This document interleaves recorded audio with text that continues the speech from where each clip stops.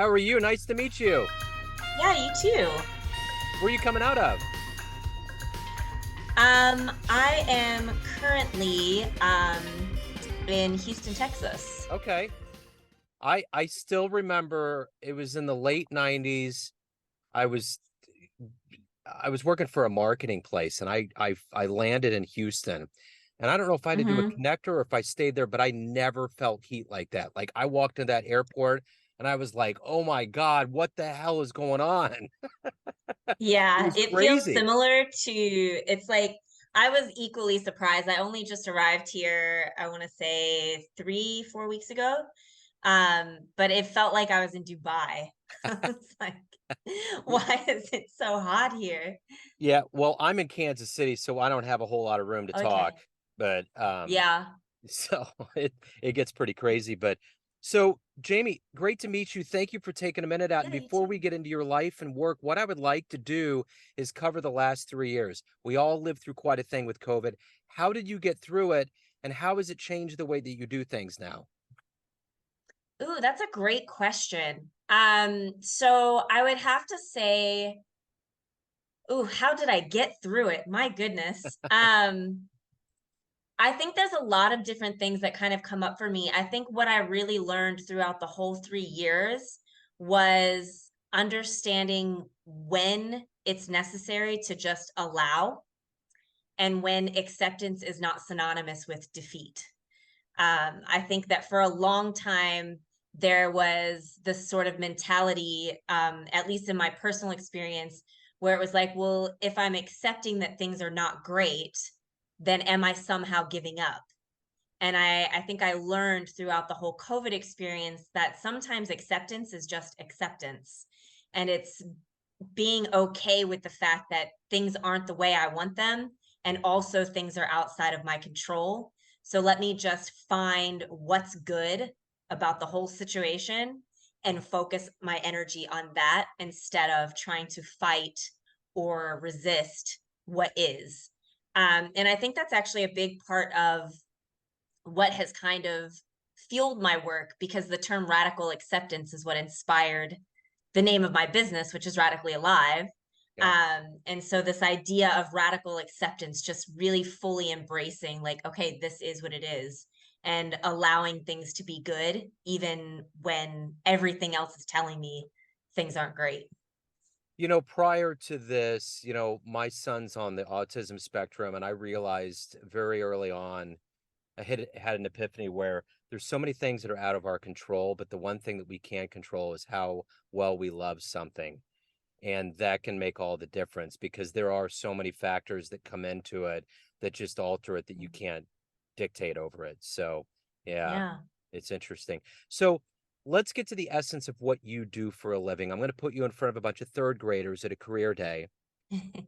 And one of the kids looks up and says, "Hey, what do you do for a living?" How do you answer that child? Ooh, how would I respond to that child?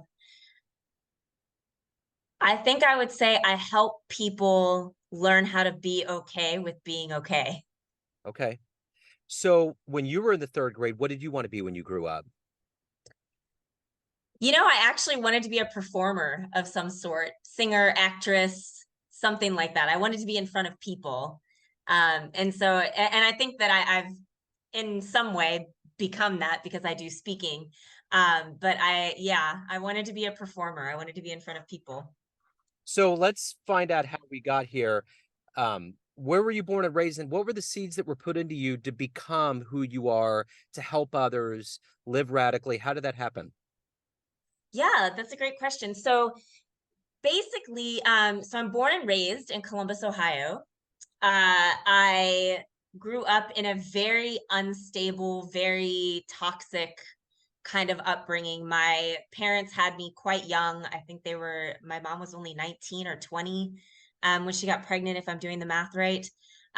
So my parents were very young, didn't really know what they were doing.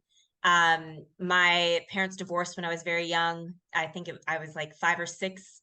Um, my stepfather, who my mother remarried, was quite abusive.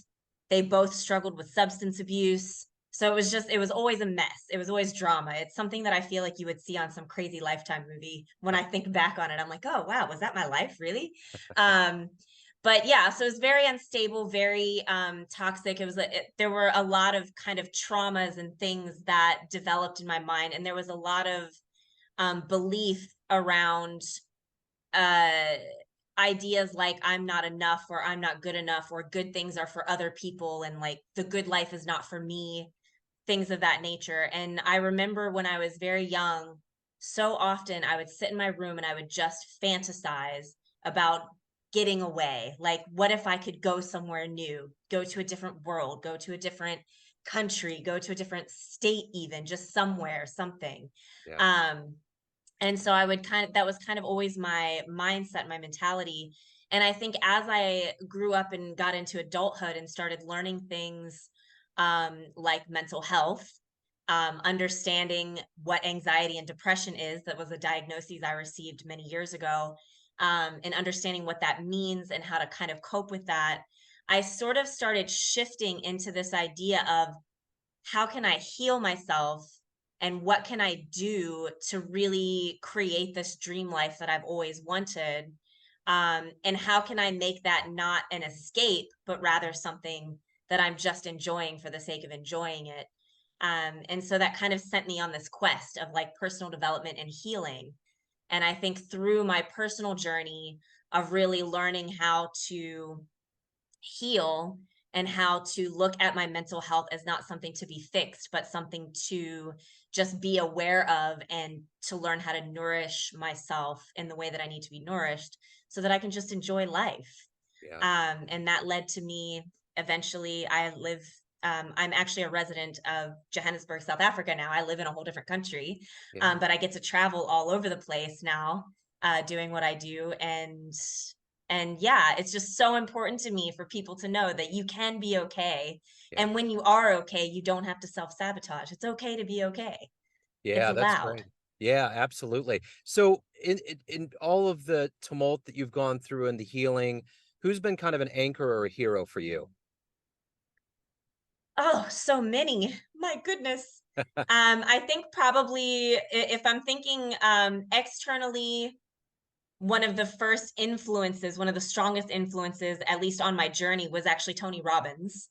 I just stumbled across one of his audio discs back in, I want to say 2010-ish. Yeah. And that really kind of got me going. And I have to say that my current anchor would have to be, I met him about 7 years ago, and it's my current partner. Um, and he just is, yeah, he's the best anchor. I think he inspires me daily. Just his perspectives on the world, the way that he shows up in his work and what he does. Like, he works in finance, but the way that he shows up for his clients is incredible. And like just who he is and how he takes up space in the world is very inspiring. So yeah. Right on. So if you can meet anybody alive right now on the planet and spend some time with them, who would it be? Hmm. If I could meet anyone in the planet, ooh, I think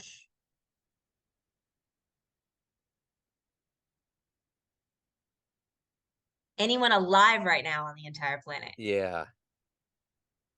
Ah, I would say right now, I would have to say it's a toss up between Matthew McConaughey and Trevor Noah, Okay. That's cool. because I think that they both have fascinating journeys, and I Mhm. feel like we there would be a lot that we would resonate on. Yeah. So speaking of those 2, they're obviously highly motivated individuals. What's that Mm, motivation for you to do your work and to help others? What fuels mhm. you every day? That's a great question. I think there's a couple of things that fuel me. The first thing is that when I'm doing the work that I do, I feel like I'm really in my zone of genius. And when I'm in that flow, when I'm in my zone, it's like I just want more of it. So it's like it's one of those things that, people say, "Oh, can you really have too much of a good thing?" I think in what I'm doing, I definitely cannot have too much of this good thing. So once I start getting into my flow, I'm like, "Oh, I need more. I need more. I need more."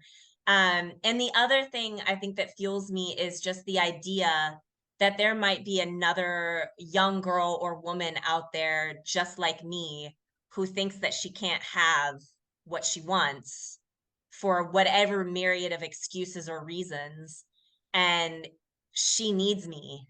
So I need to let her know, like, everything's going to be okay. She Yeah. needs to know. Yeah. What's been your best client success story so far?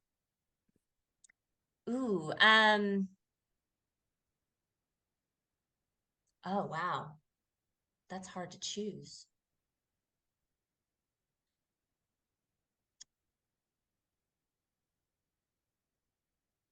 I think one of my best client success stories, at least it's one of the more recent ones that I can think of, is a woman that I had been working with. She was feeling burnt out in her career. She had been a school teacher for, I want to say 17, 18 years, something along those lines. Um, and she just really wanted to do something different for herself. And she didn't know what it was. She just felt like she had to do something different. She had been through a couple of different relationships that hadn't worked out. She had children, but had been married and divorced a couple of times. And I think she was just feeling overall lost. And through the work that we did together, we eventually kind of uncovered a lot of different beliefs that were really kind of keeping her in her position. Certain things that she believed about herself, about the world, about things that she had to do or things that she should do, the way that she's supposed to show up based on what everyone, family, society, whatever has taught her. And through the work that we've done, she was able to let go of so many of those beliefs. And she's now an entrepreneur, and she is also doing a lot of traveling. I've been following some of her travels through social media. It's been incredible to watch. But to just watch her go from being overwhelmed and burnt out and really just following the script that everyone else gave her Yeah. to really uncovering what she wants and who she authentically is. It's like she suddenly had this energy about her that was light and bright, and it was such a beautiful blossoming.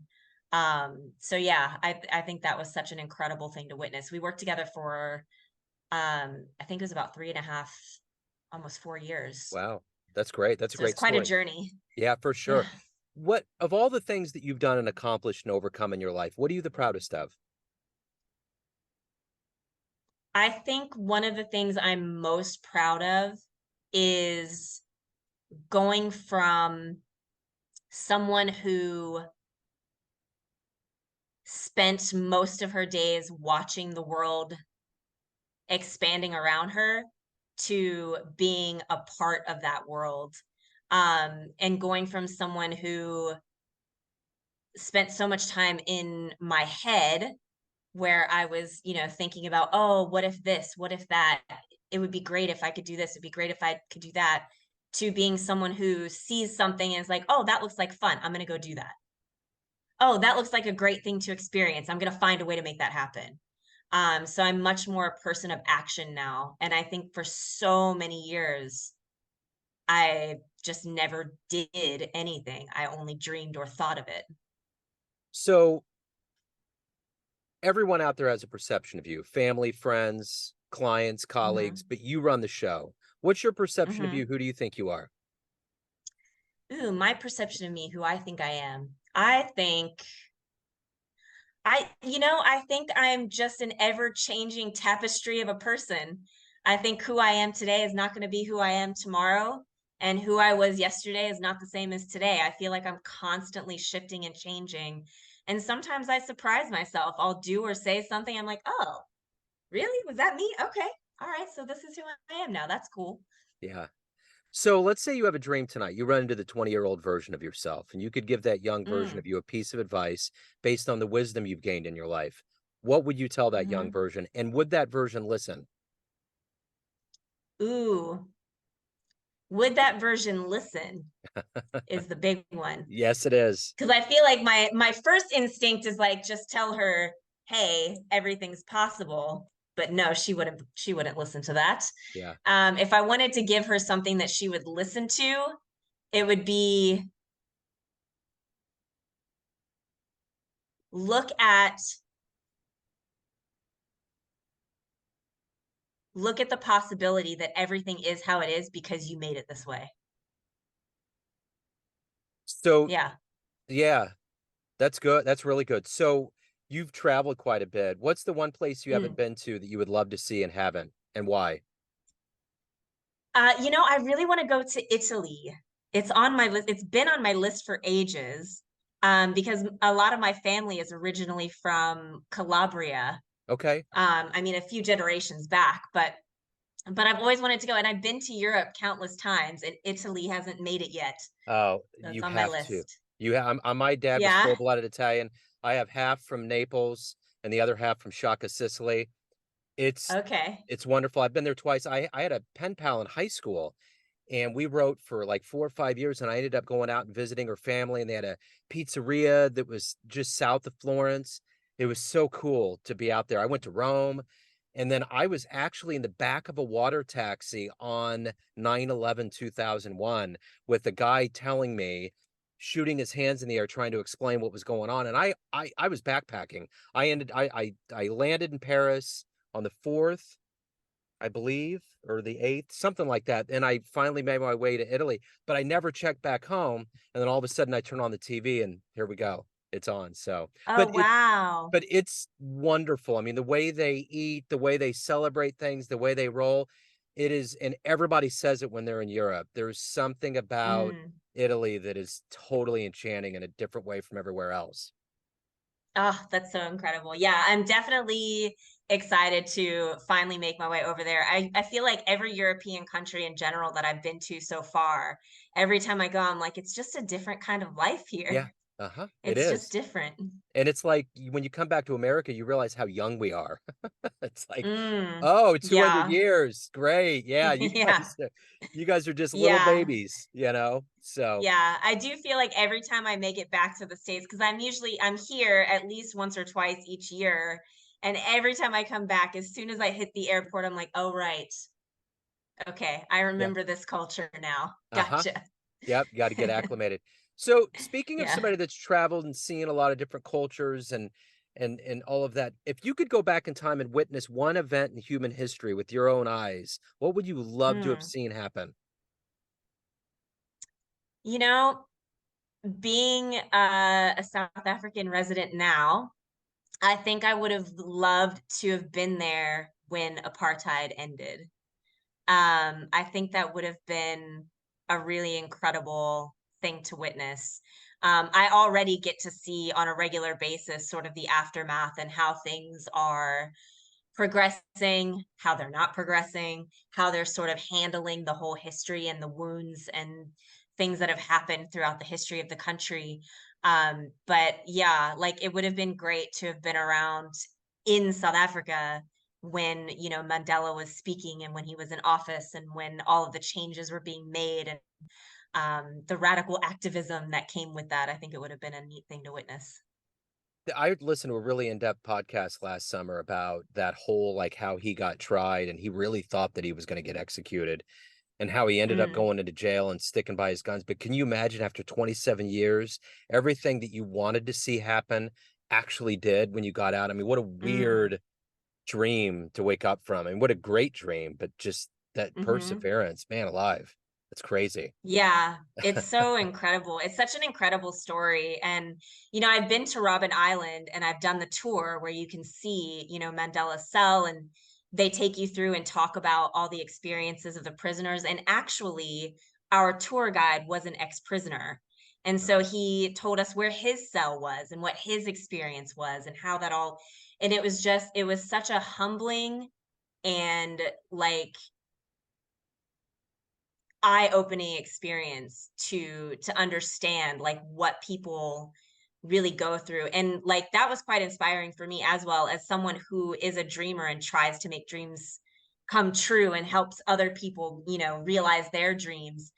Just the perseverance and the sound, um the kind of groundedness in oneself that Mandela had, like this yeah, understanding that, like, no, I am a bright light. It doesn't matter that I've been put here. I know who I am and I know I can shine. yeah. And he did it. Yep. and he changed the country. He changed the Yeah. world. Change the world. Yeah. Yeah. Yeah. Yeah. So, Jamie, if anyone wants to hire you, learn more about you, anything about your world, where do they Mhm. go? Yes, you can find me on Instagram at Radically Alive, and in my profile is a link to all of my various access points. Okay. Excellent. Jamie, this has been great. Thank you so much for opening up. I love the story. Thank you, and best of luck with everything. Yeah, thanks so much for having me. This has been wonderful. Absolutely. Travel well.